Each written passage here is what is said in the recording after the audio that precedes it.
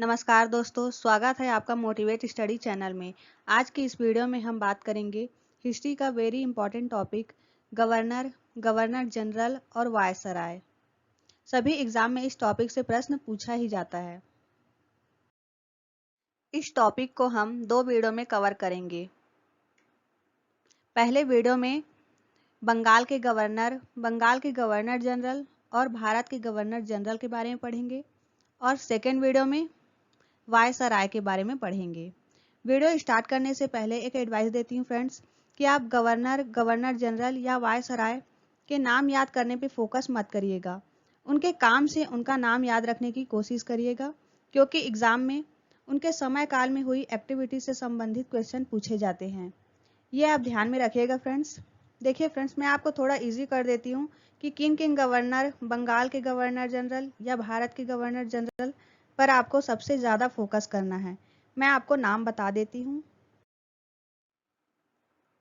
पहला है Robert Clive, second है वॉरेन हेस्टिंग, तीसरा है कॉर्नवालिस, चौथा है वेलेजली, पांचवा है लॉर्ड हेस्टिंग, छठवा है विलियम बेंटिक, सातवां है मेटकॉफ, आठवां है डलहौजी और नौवे पे है केनिंग। इन नामों को आपको सबसे ज्यादा फोकस करना है दोस्तों। उनके समय काल में हुई एक्टिविटीज आपको अच्छे से समझना है।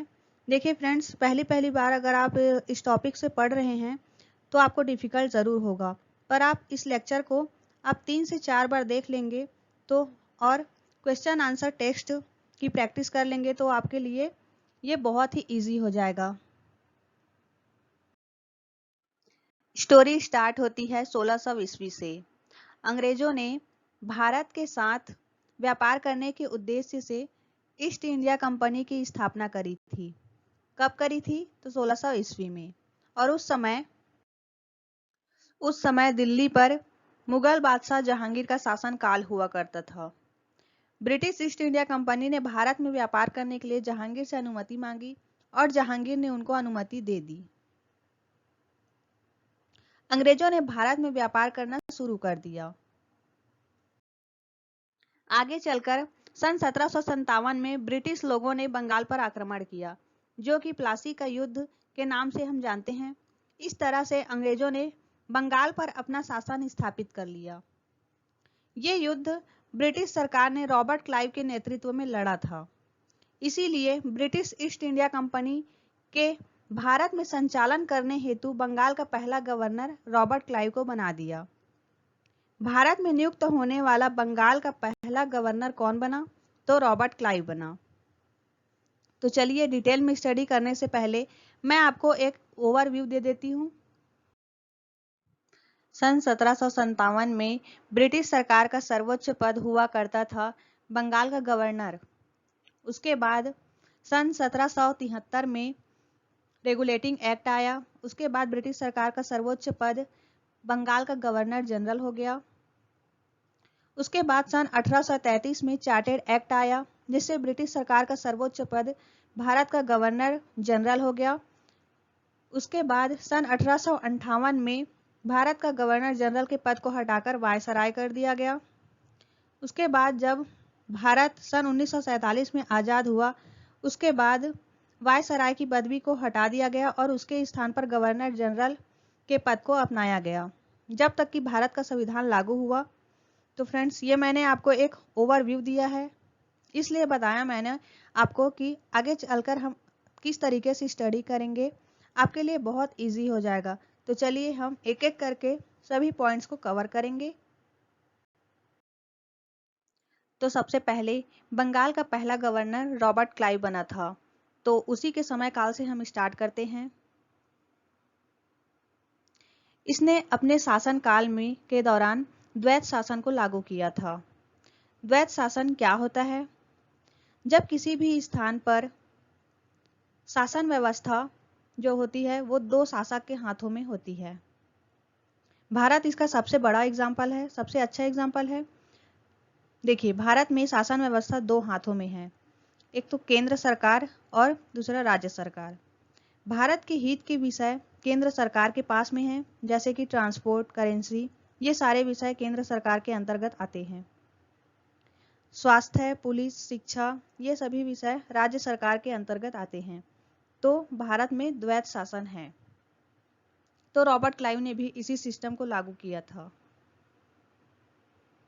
इसी तरह से रॉबर्ट क्लाइव के समय काल में प्रशासन बंगाल का नवाब चलाता था और भू राजस्व, सैनिक संरक्षण ये सब ईस्ट इंडिया कंपनी के हाथों में था। इनके बाद रॉबर्ट क्लाइव के बाद लॉर्ड वेरेलस्ट, कर्टियर और उसके बाद सन 1772 में वॉरेन हेस्टिंग बंगाल के गवर्नर बने। तो हमको वॉरेन हेस्टिंग के समय काल को अच्छे से समझना है। वॉरेन हेस्टिंग, इसके समय काल में सन 1773 में रेगुलेटिंग एक्ट आया था। बंगाल के गवर्नर जनरल के पद को हटाकर बंगाल के गवर्नर जनरल रख दिया गया था। तो ध्यान रखेंगे फ्रेंड्स, वॉरेन हेस्टिंग जो है वो बंगाल के आखिरी गवर्नर और पहले बंगाल के गवर्नर जनरल बने थे।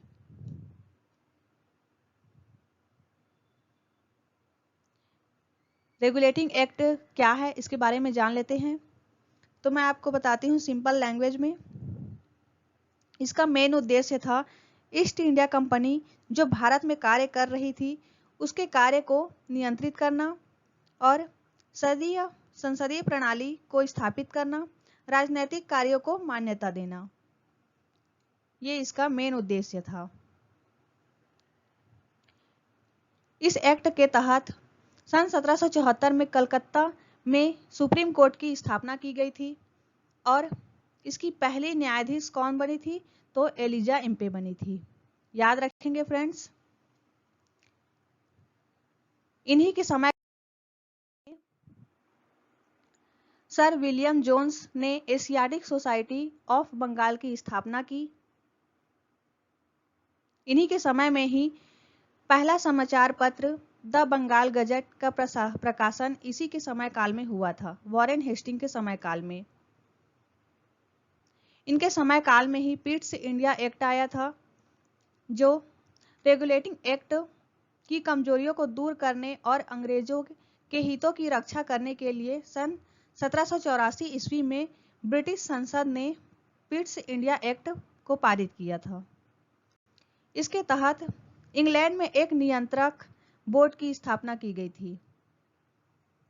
इसके विरोध में वॉरेन हेस्टिंग ने इस्तीफा दे दिया और इंग्लैंड चले गए थे। वहां जाने के बाद उन पर ब्रिटिश पार्लियामेंट ने महाभियोग चलाया और संसद ने उन्हें सभी आरोपों से मुक्त कर दिया था। इनके बाद लॉर्ड कॉर्नवालिस अगले गवर्नर जनरल बने। लॉर्ड कॉर्नवालिस, इनके समय काल में लॉर्ड कॉर्नवालिस को भारत में सिविल सेवा और पुलिस का जनक माना जाता है। इन्होंने अपने समय काल में 3 प्रमुख काम किए हैं। पहला है सिविल सेवा।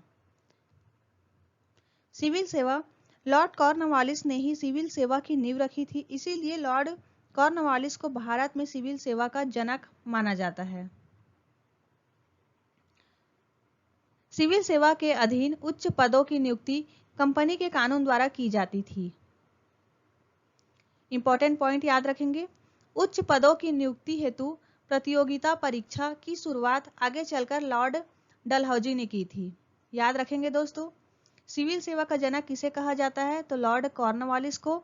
और सिविल सेवा में उच्च पदों की नियुक्ति हेतु प्रतियोगिता परीक्षा की शुरुआत लॉर्ड डलहौजी ने की थी, जो कि हम आगे पढ़ेंगे। इनका दूसरा कार्य था पुलिस व्यवस्था। कॉर्नवालिस ने प्रत्येक जिले में पुलिस थाने की स्थापना की और कुछ पुलिस कर्मियों की भी नियुक्ति की। तीसरा काम किया था स्थायी बंदोबस्त।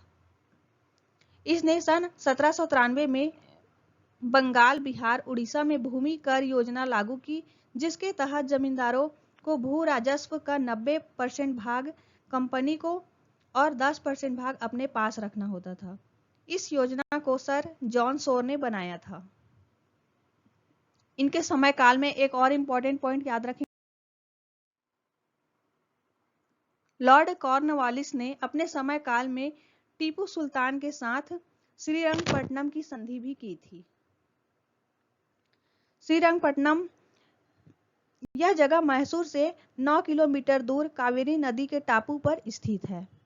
कॉर्नवालिस ने इस किले की घेराबंदी करवाई थी।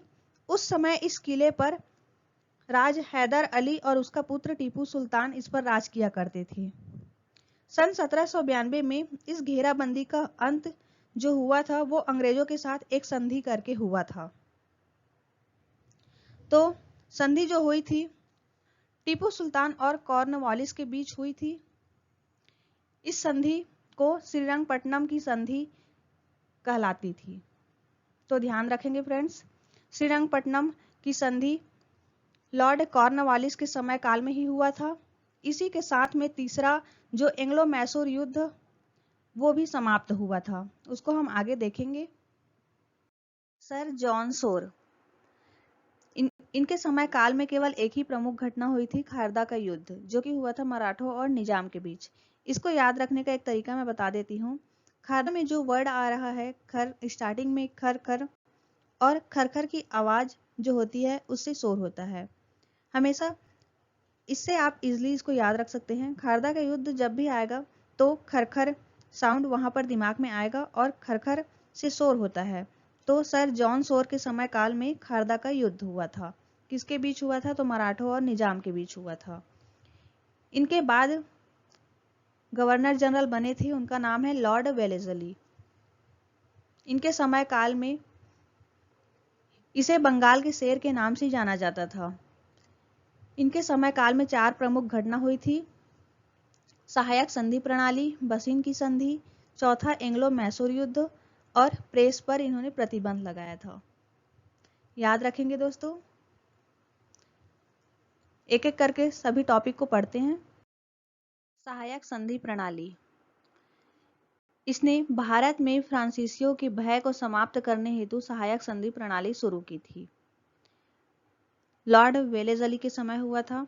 अगर बात करते हैं कि भारत में सबसे पहले सहायक संधि प्रणाली की शुरुआत किसने करी थी, तो फ्रांसीसी गवर्नर डुप्ले ने करी थी। इस प्रणाली का उद्देश्य था ब्रिटिश राज्य का विस्तार करना, मतलब दूसरे राज्यों से संधि कर कर उन्हें ब्रिटिश राज्य में मिला लिया जाता था। इस प्रणाली के तहत सबसे पहले हैदराबाद के शासक ने इस संधि को स्वीकारा था। ध्यान रखेंगे फ्रेंड्स, सबसे पहले हैदराबाद के शासक ने इस संधि को स्वीकारा था। लॉर्ड वेलेस्ली के शासनकाल में ही बसिन की संधि हुई थी। बसिन की संधि अंग्रेजों और मराठा पेशवा बाजीराव के बीच हुई थी। देखते हैं आगे। चौथा एंग्लो मैसूर युद्ध, जो कि 1799 ईस्वी में हुआ था। अंग्रेजों और हैदर अली तथा उसके पुत्र टीपू सुल्तान के बीच समय समय पर युद्ध हुए, जिसको एंग्लो मैसूर युद्ध के नाम से जाना जाता था। 32 वर्षों सन 1767 से 1799 ईस्वी के मध्य 4 युद्ध लड़े गए थे, जिसमें से हमको चौथा मैसूर युद्ध इंपॉर्टेंट, इसको याद रखना है, जो कि सन 1799 में हुआ है। लॉर्ड वेलेस्ली के शासनकाल में हुआ है। इन्हीं के शासनकाल में ही टीपू सुल्तान का इसी युद्ध में मृत्यु हुई थी। लास्ट और इंपॉर्टेंट, इनके शासनकाल में प्रेस पर प्रतिबंध लगाया गया था। याद रखेंगे दोस्तों। देखते हैं अगला गवर्नर जनरल।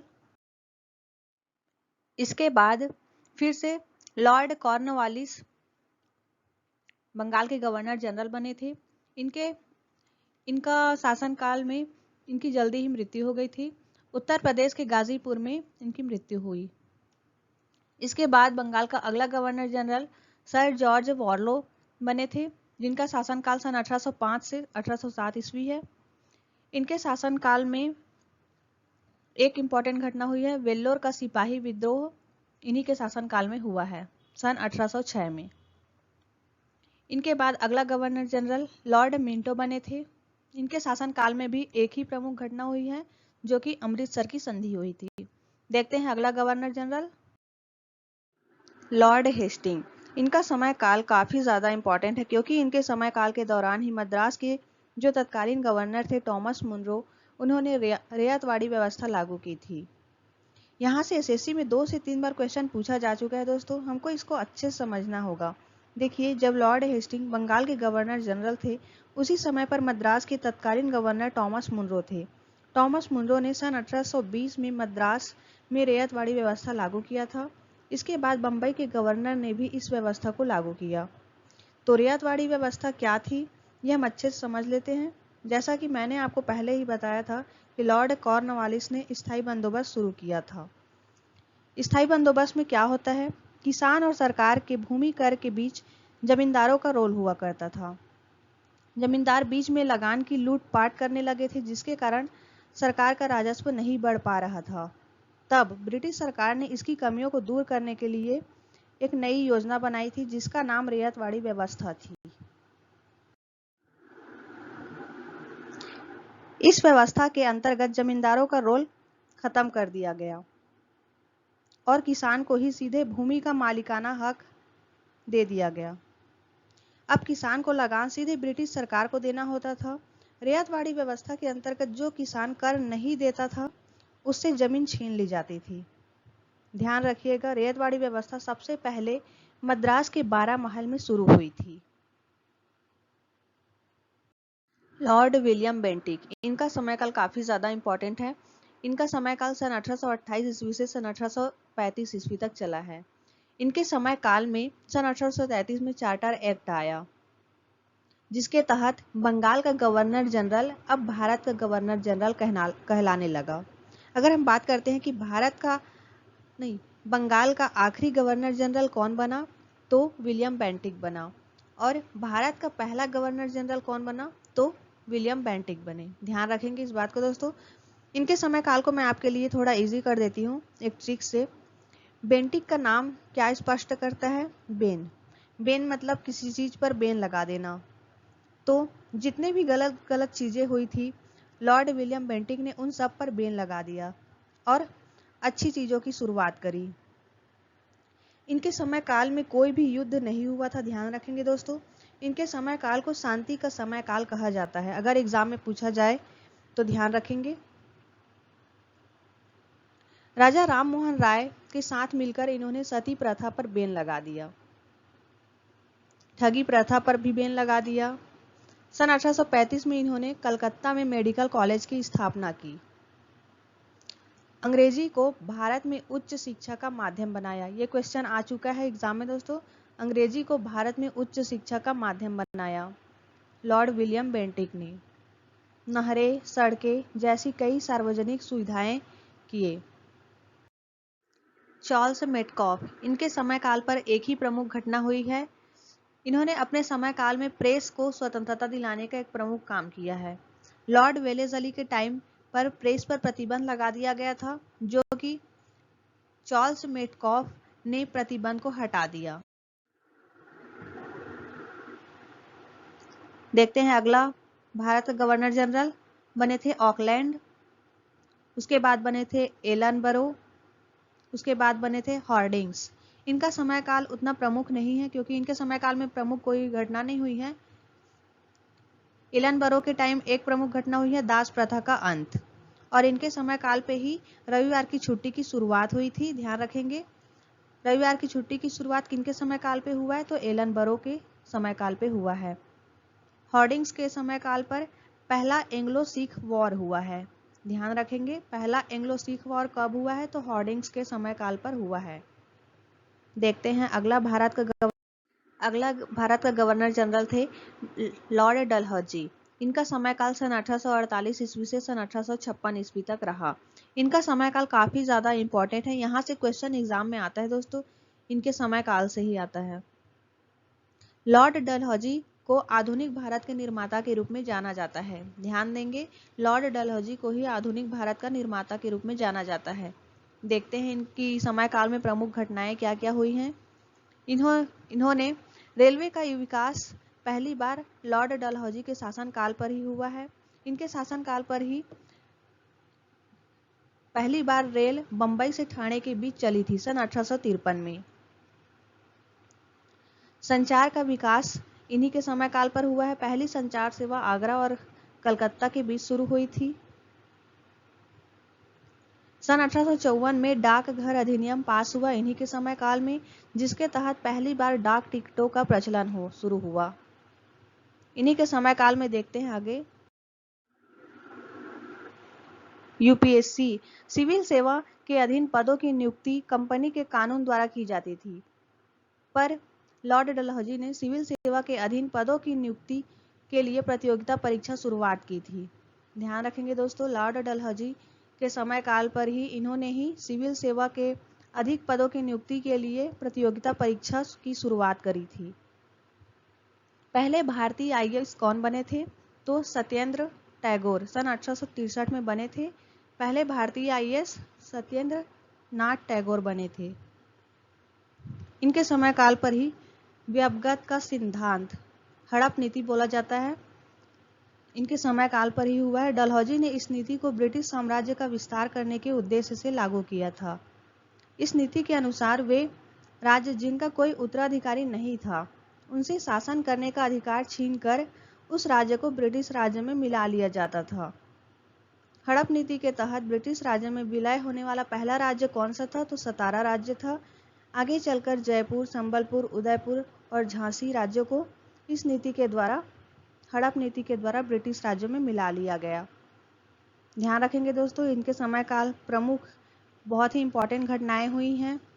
यूपीएससी में अधिक पदों की नियुक्ति के लिए प्रतियोगिता परीक्षा लागू किया गया है।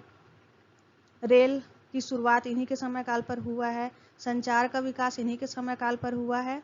ध्यान रखेंगे दोस्तों। लॉर्ड कैनिंग, इन्हीं के शासन काल में सन 1857 का विद्रोह हुआ था। इसी विद्रोह के बाद से ही भारत का शासन ईस्ट इंडिया कंपनी के हाथों से लेकर ब्रिटिश सरकार के हाथों में दे दिया गया। ध्यान रखेंगे दोस्तों, कैनिंग को भारत का पहला वायसराय बनाया गया। याद रखेंगे, भारत का आखिरी गवर्नर जनरल कौन था? तो लॉर्ड कैनिंग थे। और भारत का पहला वायसराय कौन बनाया गया? तो लॉर्ड कैनिंग बनाया गया। वायसराय का पार्ट हम सेकेंड लेक्चर में देखेंगे दोस्तों। इस लेक्चर में हमने बंगाल के गवर्नर जनरल और भारत के गवर्नर जनरल के बारे में अच्छे से देखा है। इन तीनों सेक्शन को हमने बहुत ही अच्छे से डिस्कस करा है दोस्तों। बहुत ही इजी लैंग्वेज में मैंने आपको बताया है। आई होप आपको अच्छे से समझ आया होगा। तो चलिए फ्रेंड्स, ईस्ट इंडिया कंपनी द्वारा नियुक्त ये भारत का आखिरी गवर्नर जनरल था। ध्यान रखेंगे दोस्तों। चलिए अब हम टेस्ट की तैयारी करते हैं। अगर आपने वीडियो को अच्छे से देखा होगा तो टेस्ट आप अच्छे से दे पाएंगे। तो देखते हैं टेस्ट में। भारत में राजस्व एकत्र करने के लिए स्थायी प्रणाली की शुरुआत किसने की थी? इसका राइट आंसर है, किसने करी थी? तो लॉर्ड कॉर्नवालिस ने। ऑप्शन बी सही हो जाएगा। ब्रिटिश शासन के दौरान मद्रास में रैयतवाड़ी प्रणाली की शुरुआत करने वाला कौन था? किसने किया था? तो थॉमस मुनरो। ऑप्शन सी सही हो जाएगा, थॉमस मुनरो ने किया था। भारत का पहला गवर्नर जनरल कौन था? भारत का पहला गवर्नर जनरल पूछा गया है, कौन थे? तो वॉरेन हेस्टिंग थे। किस भारतीय राज्य पर कब्जा करने के लिए राज्य हड़प नीति को नहीं अपनाया गया था? किस राज्य को नहीं अपनाया गया था? तो सतारा, उदयपुर, झांसी, इस तीनों राज्यों को हड़प नीति के तहत अपना लिया गया था। पंजाब इसका राइट आंसर हो जाएगा। पंजाब को नहीं अपनाया गया था। ईस्ट इंडिया कंपनी का अंतिम गवर्नर जनरल और क्राउन के अधीन पहला वायसराय कौन था? कौन था? तो लॉर्ड कैनिंग थे। एक खुली प्रतियोगिता परीक्षा के माध्यम से इंडियन सिविल सर्विस में भारतीयों के लिए प्रवेश को किसने संभव बनाया? किसने प्रतियोगिता परीक्षा लागू किया? तो लॉर्ड डलहौजी ने किया। ऑप्शन बी सही हो जाएगा। भारतीय सिविल सेवा में चुने जाने वाले पहले भारतीय कौन थे? कौन थे? तो सत्येंद्र नाथ टैगोर थे। ऑप्शन डी सही हो जाएगा, सत्येंद्र नाथ टैगोर। 1863 में बने थे ये पहले भारतीय सिविल सेवा आईएएस। इंग्लैंड के हाउस ऑफ कॉमन्स द्वारा भारत के किस गवर्नर जनरल पर महाभियोग चलाया गया था? किस पर चलाया गया था? तो वॉरेन हेस्टिंग। ऑप्शन ए सही हो जाएगा। भारत का पहला वायसराय कौन था? भारत का पहला वायसराय कौन था? इसका राइट आंसर है ऑप्शन बी, लॉर्ड कैनिंग थे भारत के पहले वायसराय। डॉक्ट्रिन ऑफ लेप्स या व्यपगत का सिद्धांत किसने आरंभ किया था? किसने आरंभ किया था? तो लॉर्ड डलहौजी ने किया था। ऑप्शन डी सही हो जाएगा, लॉर्ड डलहौजी। भारत में पहली बार सन 1853 में किस स्थान से रेल यात्रा प्रारंभ की गई थी? कहां से की गई थी? तो बंबई से की गई थी। ऑप्शन बी सी सही हो जाएगा, बंबई। पिट्स इंडिया एक्ट के अंतर्गत किसे स्थापित किया गया? किसे स्थापित किया गया था? तो नियंत्रण बोर्ड। ऑप्शन बी सही हो जाएगा, नियंत्रण बोर्ड स्थापित किया गया था पिट्स इंडिया एक्ट के अंतर्गत। कलकत्ता में उच्चतम न्यायालय की स्थापना किसके द्वारा की गई? किसके द्वारा की गई? तो सन 1773 रेगुलेटिंग एक्ट के तहत किया गया था। ऑप्शन बी सही हो जाएगा। बंगाल का पहला गवर्नर कौन था? शब्दों पर ध्यान देंगे दोस्तों। बंगाल का पहला गवर्नर पूछा गया है, तो इसका राइट आंसर हो जाएगा ऑप्शन सी, रॉबर्ट क्लाइव थे। सन 1773 रेगुलेटिंग एक्ट के तहत भारत में पहले उच्चतम न्यायालय की स्थापना सन 1774 में कहाँ की गई थी?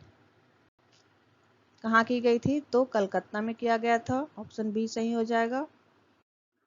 एशियाटिक सोसाइटी ऑफ बंगाल की स्थापना बंगाल के किस गवर्नर जनरल के समयकाल में हुई थी? किसके समयकाल में हुई थी? तो वॉरेन हेस्टिंग। ऑप्शन डी सही हो जाएगा, वॉरेन हेस्टिंग के समयकाल पर हुआ था। सिविल सेवा का जनक किसे कहा जाता है? किसे कहा जाता है? तो लॉर्ड कॉर्नवालिस को कहा जाता है। ऑप्शन ए सही हो जाएगा। खारदा का युद्ध किसके समयकाल में हुआ था? खारदा का युद्ध किसके समयकाल में हुआ था? खर से शोर होता है, तो sir John Shore. Option C सही हो जाएगा। रैयतवाड़ी व्यवस्था सबसे पहले कहाँ शुरू हुई थी? कहाँ शुरू हुई थी? मद्रास में। ऑप्शन डी सही हो जाएगा।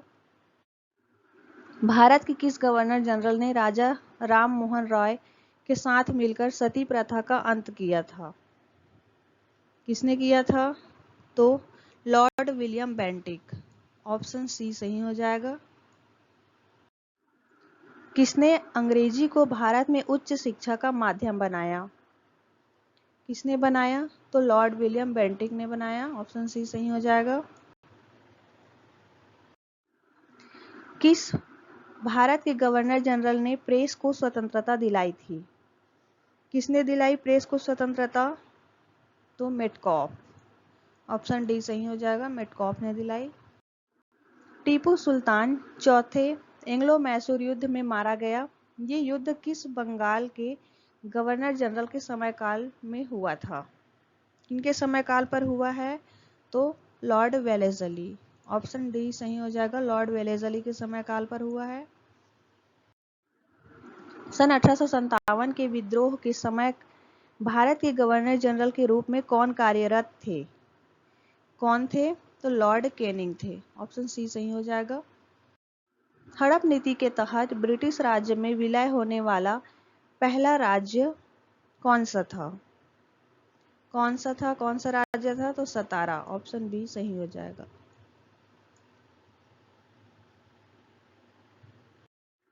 भारत के किस गवर्नर जनरल के शासनकाल में रेलवे और संचार प्रणाली की शुरुआत हुई थी? किनके समयकाल पर हुआ है? तो Dalhousie, Lord Dalhousie. Option B सही हो जाएगा।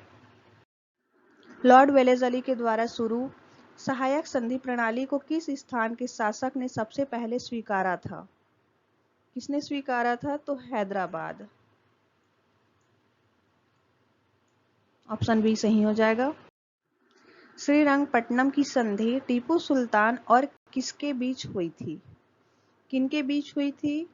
तो कॉर्नवालिस और टीपू सुल्तान के बीच हुई थी। ऑप्शन बी सही हो जाएगा, कॉर्नवालिस।